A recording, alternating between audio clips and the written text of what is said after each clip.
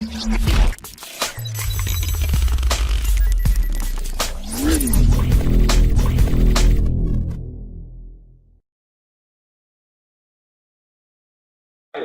to be here. My name is Nishant. I'm a partner at a product innovation and a digital design agency called Design for Use. So we've been around for a while.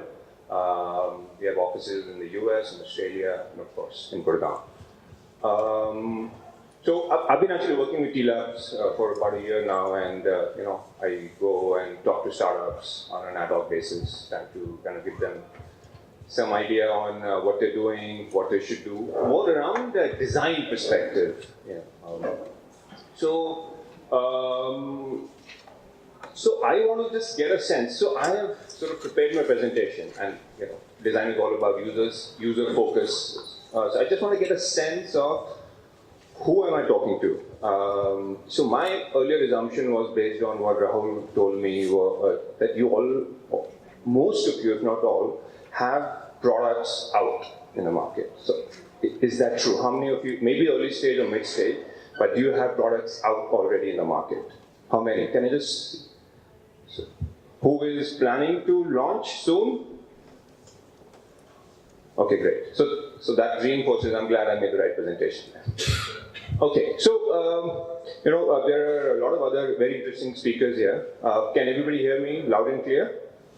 Let me know if you don't. And the other speakers will talk more about examples, about what you should do, what you shouldn't do, more on practicalness, some case studies and all that. But what I thought that maybe I kind of talk about a little bit about the theory, or more specifically, psychological underpinnings of design. See, ultimately, design is about users, and users are constrained by the capabilities and skills, what's happening in the brain, as we call cognition. So what I'll talk about now is just how the psychological sort of principles play a key aspect in design, therefore in your products. So the title obviously is that how do you get your first 100,000 users, but more specifically that what are those things you should keep in mind to create a habit for the users. Now, I want to differentiate between habit and addiction. So addiction, you can use the same principles both ways, but habit usually means that it is for good. So you are reinforcing a positive change in somebody's life, a positive behavioral change. So, next slide.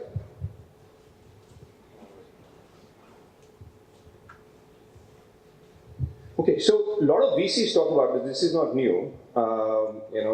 They said, is your product a vitamin or is your product a painkiller?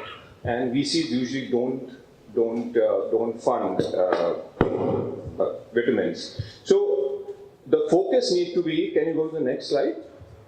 The focus is that how do we take a product, if it's a pleasure-seeking vitamin, towards a pain-alleviating behavior. So how do we make it a need? How do we make it a habit? And that's what I believe is design can help you there. So a lot of time it happens by accident, but there are certain things you can actually do, observe, follow a certain process, and actually do it. And it really depends on your product, the market, the product market fit, the users you're going after, and your metrics. So what I am going to talk about is how do we go from the left side to the right side.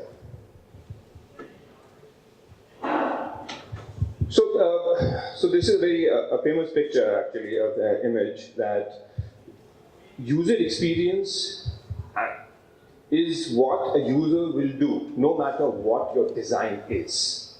So your design needs to accommodate user experience, not the vice versa. So this will happen if you did not keep users in mind, or you didn't iterate very quickly, or you did not observe how people are using your product, because most often than not, they don't use your product as intended. So our goal is to how to make the left side design for the left side rather than the right side. So next. So this is not user experience. So if you think that by doing a beautiful onboarding, by giving them tooltips, by giving them layovers, by giving them a very help section, by error messaging or giving them good content or messaging what to do, you will be able to solve the UX issues you want. It's merely a scaffolding of a poor user experience. So this is definitely not UX. We go to next. So what I want to talk about is, so there's a lot of research now done. Now I've taken that research and sort of put it on top of a digital technology. So so I've taken those examples, those principles, and I will go through this process and see, and you will find that all the popular and famous products, how they utilize this already, and see if there is some overlap you find in your own product. So the habit formation, obviously it's a cycle. It starts with a trigger, which leads to an action. An action leads to a variable reward, which your product gives back, as in which then leads to an investment, which again leads to a trigger. So this kind of, the more number of times you go around this loop, the better and the more stronger the habit is formed. So let's start with the first one, trigger. So what is a trigger? Go next. So trigger is, so I've just taken 2 or 3 examples. When we feel lonely, we use Facebook. So my internal trigger is, when I'm lonely, I'll just go fire up Facebook and start browsing and looking at what people are saying about me, feeling good about myself or not feeling good about myself. Next, when we are unsure, we use Google search. Oh, I don't know, let me Google that. So Google has become a verb almost, and this is the reason why. It wasn't so when Google was launched, but over the years, it became so strong that if you don't know a fact or information, you almost always go to Google. Next. So let's see, when we're depressed, we use, I don't know, Instagram, maybe Pinterest, maybe, I don't know, YouTube for entertainment. So you find that all of these products fill a certain void inside you. Now, the triggers can be internal or external. So I have more focus on internal because those are more powerful triggers. So especially triggers which are negative, which push you to feel better about yourself. But the external triggers also, billboards or a banner or an ad or something like that, which might push you to do something else. Next. Around these triggers, there are a lot of other principles in play, which you can utilize for your product. So I'll give you a few examples. I will not talk about all of them. So let's take, for example, reciprocity. So, I take 100 rupees and I say, hey, thank you for listening to my talk, and I give it to Sagar. I give it to Sagar. Now, thank you. Now, he will feel that he is indebted to me automatically. It is not something I have told him. It's just we are programmed as humans because of evolution. He will say 100 rupees. Now, so he might send me a request, or he might say, tomorrow he'll say, hey, I have a design need in my company, let me call Nishant. So he will not know that he's doing it because he feels he owes me something. It just happened. So you'll see reciprocity everywhere. We give you a free newsletter. So you sign up for a free, so I'll give you something for free, you'll come back later. So the whole freemium kind of a pricing model is based on this. So we'll give something free, you'll feel that you owe something, and hopefully you'll pay for something later on. The others could be scarcity. It is everywhere. 3 seats left, book now. Only 2 hotels left, book now. Right? Scarcity prompts action right away, because it might go away. Scarcity also gives you a proof that people around you like this, so let's do this. Scarcity a lot of startups use it as, we are giving away 100 free invites today only, please sign up.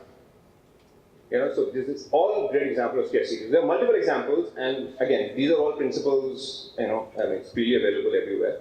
But use these principles to your advantage. Social proof, testimonials, authority, having a person who knows so much about the topic your product is about, and saying, hey, Dr. So-and-so recommends this product to help lead a fitter life. And suddenly you're in a different league. Okay, so next. So let's talk about it. Okay, now you have to have some understanding of the trigger. So how these triggers lead to action. Scroll for Pinterest. Next. Play for YouTube. So, and there are multiple examples, right? Refresh for Facebook, maybe, reply for email, etc. But the idea here is that how simple that action is to solve for the trigger you are feeling. So if I have to do 10 things to solve for the trigger, you lost it right there. So that's, again, that is what we call the user journey of the product. So if I know what the trigger is, so if I have an itch, I'll scratch. Similarly, if I'm feeling something, I should be able to take care of that quickly and easily. So that's what we focus on. Focus on simplicity. Next. Example is like that, how Google over the years has simplified its interface, and the same story holds for Facebook, the same story for Twitter. You can take out any great product and you will say they have become simpler over the years by removing things, by using flat design, by using one action you should be doing on that interface. They don't have 10 buttons you can click, they don't have 100 things you can do. That one primary thing, that's it on that page.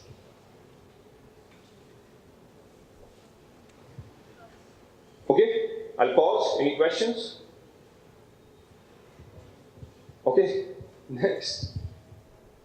So, variable reward. Slot machines, if you know, gambling, stock market, etc. So, what research has found that a variable reward is actually more powerful than a predictable reward. So if you do an action and you're rewarded for that action every time, that is not as sort of habit forming as a variable reward. That you're not sure that you will get a reward immediately, but you will get maybe next 5 to 9 tries. The slot machine work, stock market, you don't know whether you get a return, but you know you might get over a period of time. So that's actually, this also leads to addiction, but habit forming will happen. So look around you. Look at every time a phone buzzes, ping, you have notification. That notification may be useful or may not be useful, but you have a compelling desire to see it. Now, every time, if you're sure that every time the notification is buzzing, it is useful, you may not see it every time. Yeah, मैं 1 घंटे में check कर लूँगा, उसके बाद I'll reply to everybody. But so that is your brain, it's called dopamine effect. You say, I want to see, I want a reward.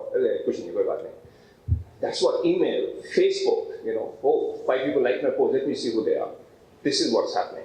It's variable, it is not predictable, but over a period of time, it will be rewarding. Now, if 20 tries, if there is no reward, you'll probably forget about this also.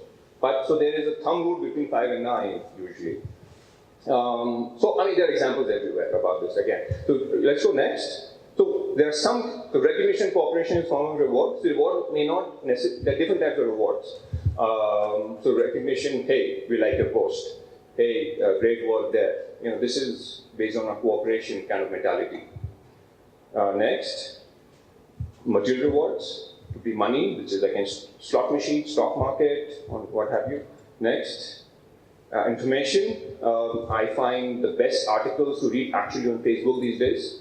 So I go to Facebook and see, okay, this is interesting, let me read that. So my primary news source has actually become Facebook. Next. Reward is also mastery. Look at video games. Why they are so difficult, but people still add it. Because they want to achieve mastery and competency. Leaderboard, that's what it shows, that, hey, I'm a master of this product. Next. Consistency and completion, that I feel fulfilled, yes, I've gone through all my email, now my new email is 0. My inbox is empty. That's consistency and completion. Next.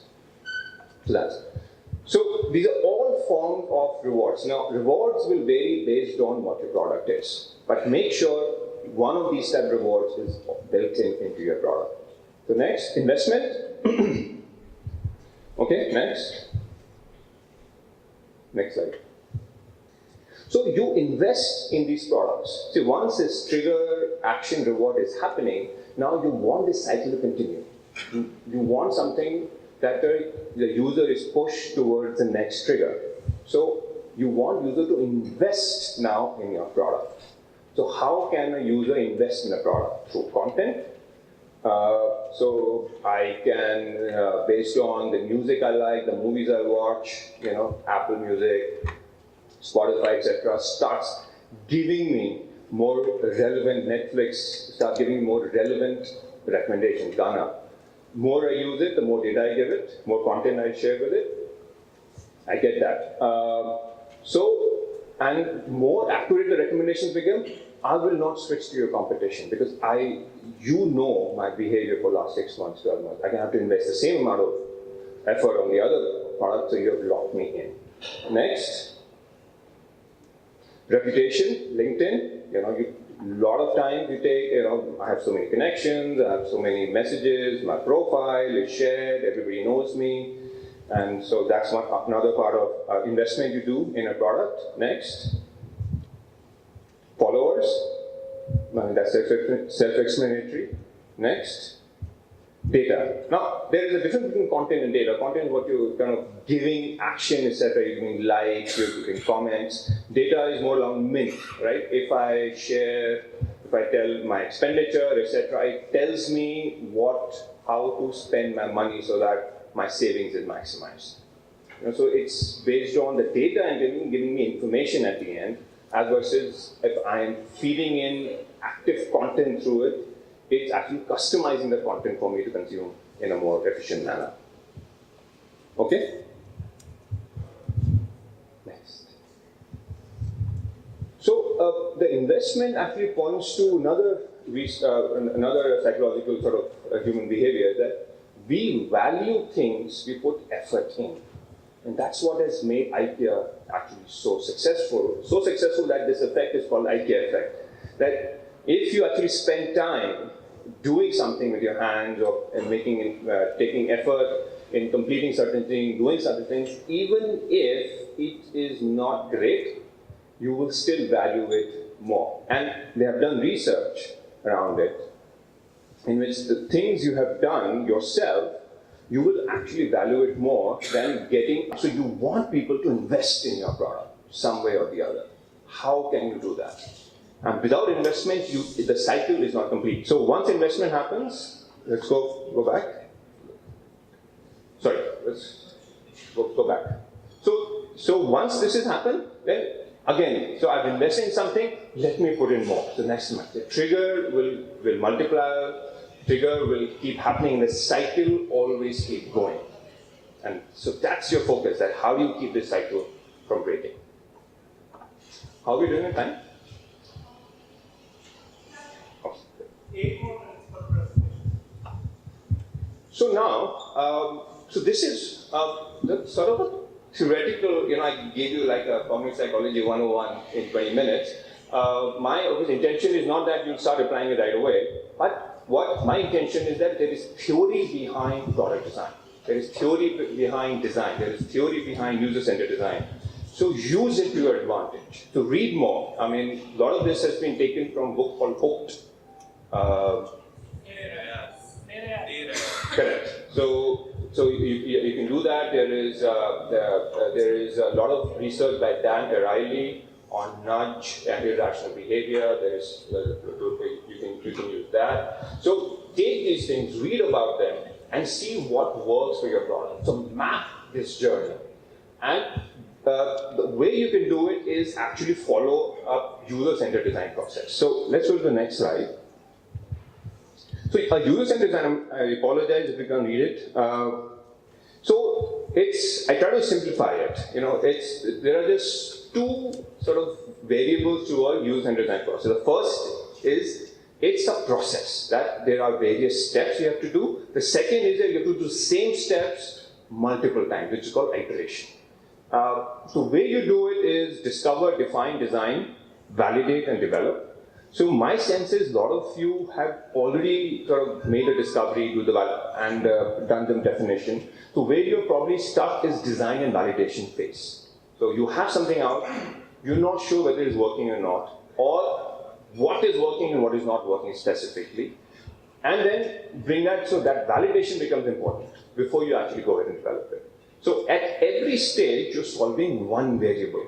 Now, at design, you can't really talk about your product strategy. You say, okay, that design, if you are solving for what is my user's internal trigger, it's too late. So do that at the discover phase. Do that at the definition phase. So if it requires you to start from the beginning and revisit all your assumptions using this kind of model. Okay, next step, next slide. So I don't intend you to read it, but each of these steps have very specified sort of tasks and deliverables.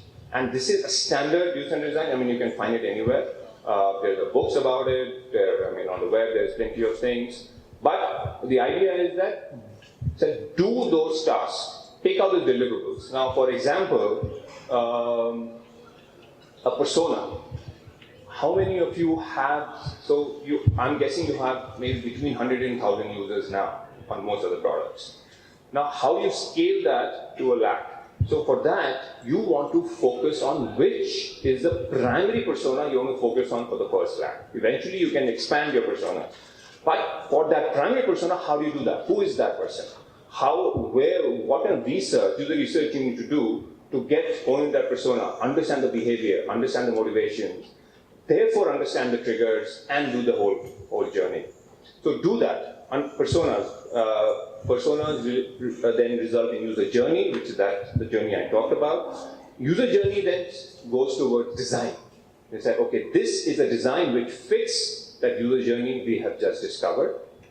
And then take that, do a prototype, test it with that primary persona you've defined, test it with 10, 20, 30, however people you can find. Incorporate the findings there, and then go into development. That's it.